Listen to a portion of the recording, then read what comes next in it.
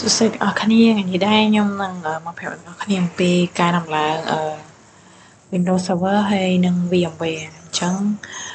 អ្នកនរគ្នាអត់ទាន់ download ទេគឺយើងត្រូវ download ពីរគឺទី1គឺ Windows Server ឆ្នាំ2022ហើយមួយទៀតគឺ VMware Workstation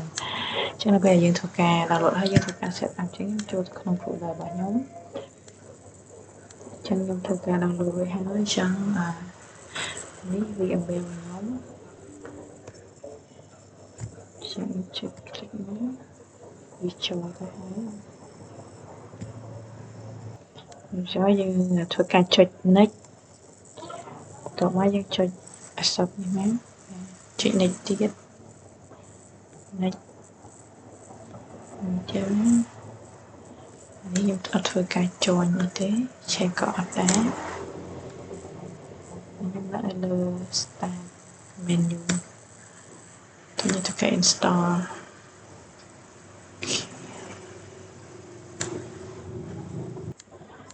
ចឹងពេលដែលរួចរាល់ហើយវាចេញ finish យើងចុច finish មកអូខេតោះមកយើងចូលទៅនេះចេញវាយើងស្គាល់ virtual machine និងមួយទៀតគឺ open បាទយើង copy ឬក៏បោះពុម្ពមកយើងនេះយើងបង្កើតថ្មីទៅការបង្កើតថ្មីមកពេលចុច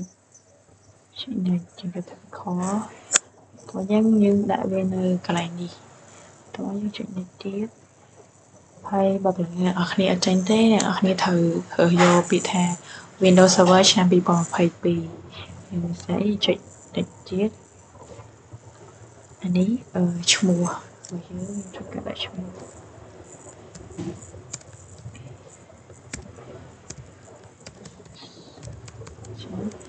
ពេលនេះយើងចូលទៅក្រោយដាក់នៅក្នុងដាក់នៅក្នុងខ្ញុំទៅថតដល់ខ្ញុំគឺខ្ញុំដាក់នៅក្នុងអូខេខ្ញុំតមកខ្ញុំធ្វើការបង្កើត folder មួយនៅក្នុង drive ហ្នឹងគឺដាក់ថា VM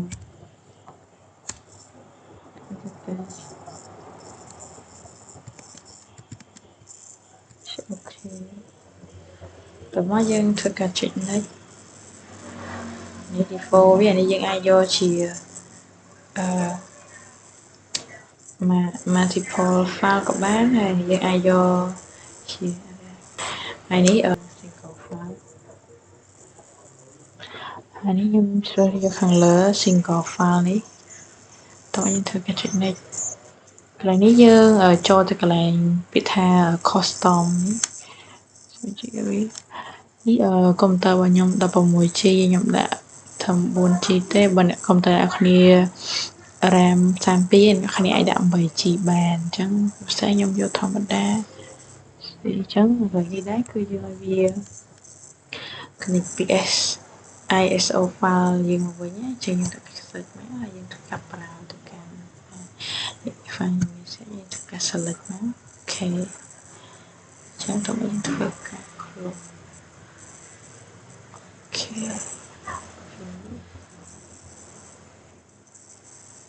ញ្ចឹងពេលចូលមកដល់យើងបង្កើតបាននៅ server មួយនេះចឹងធ្វើការផុស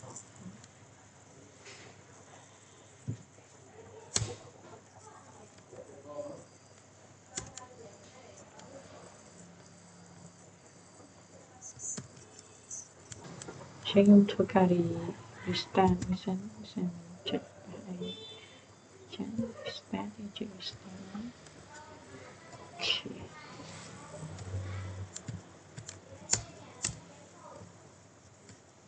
េគេរត់លេងវិញចេញយកអង់គ្លេសទាំងអស់ទៅទាំង keyboard នេះតោះយើងធ្វើការចុច next អញ្ចឹងពេលដែលយើង next ហើយគឺវាដាក់ថាយើង install now យើងចុច install now អូខេវាកំពុងដំណើរការអញ្ចឹងចូលមកដល់កន្លែងនេះគឺវាឲ្យយើងជ្រើសរើសវាមាន Windows Server Standard ហ្នឹងហើយនេះ Windows Server with UI ជាមួយ UTP នេះចូលចុច next ចាំមកដល់កន្លែងនេះយើងចុច accept ទៀតមកចូលទៅចុច next ទៀតតោះយើងយកខាងក្រោមនេះយើងយក custom នេះអូខេយើងចុច next ទៀតមកនេះដល់កន្លែងនេះគឺយើងធ្វើការចែកត្រាយអញ្ចឹងខ្ញុំអត់នេះទេខ្ញុំយកតែមួយត្រាយអញ្ចឹងយើងចុច next អញ្ចឹងបន្ទាប់មកវាធ្វើការ install មកអញ្ចឹងនៅពេលដែលអ្នកនរគ្នាកំពុង install ហ្នឹងបើវាអត់ទាន់និយាយថា install ហើយទេយើងកុំចុចពាក្យ install កន្លែងនេះកុំចុចកន្លែងនេះសោះកន្លែង I finish installing នេះកុំអាចចុចចាំពេលយើងដែលយើង install រួចរាល់ចាំយើងចុច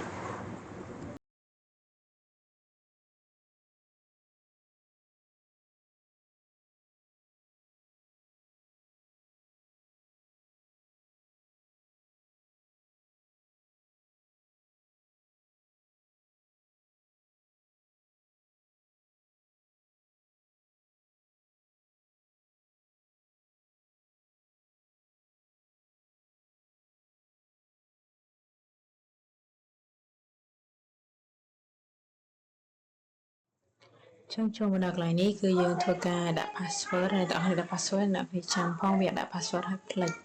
ចឹងត្រូវដាក់ password អូខេដល់ពេលដាក់ password ហើយពេលដែលយើងនេះយើងធ្វើការចុច control alt insert ឲ្យវាចូលចឹងយើងធ្វើការវាយ password ដែលយើងដាក់អំបញ្ញមិញហ្នឹងយើងវាយចូលទៅ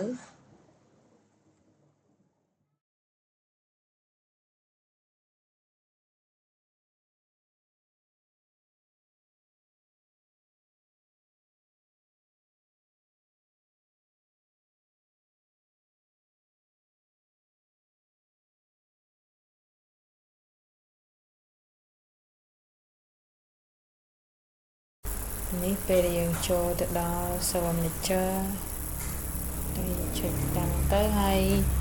វីដេអូរបស់ខ្ញុំគឺមានតែប៉ុណ្្នឹងអញ្ចឹងសូមអរគុណទាំងអស់គ្នាដែលបានតាមដានពីដើមរហូតដល់ចប់